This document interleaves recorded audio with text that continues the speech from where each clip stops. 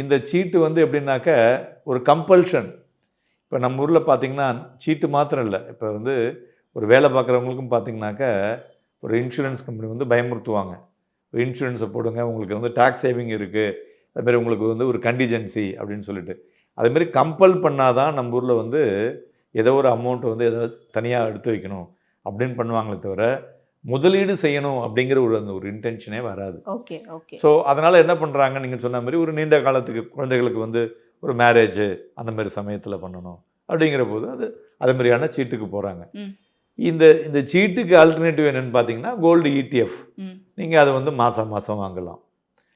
அதையும் வந்து எனக்கு வந்து மாதம் என்னால் அவ்வளோ பண்ண முடியாது, 100 ரூபாய் 200 ரூபான்னா மியூச்சுவல் ஃபண்ட்ஸில் ஃபண்ட்ஸ் ஆஃப் ஃபண்ட்ஸும் இருக்குது. ஸோ அதுலேயும் போடலாம். சரி சார், அங்கே போடணுங்க, இங்கே இதெல்லாம் சேஃப் அப்படின்னா இதெல்லாம் சேஃப். இது எல்லாமே regulated by the government. So அதனால் இங்கே வந்து ஒரு ரூபாயை கூட யாரும் எடுத்துகிட்டு போக முடியாது. ஸோ உங்களுதுன்னா அது உங்களுக்கு தான்.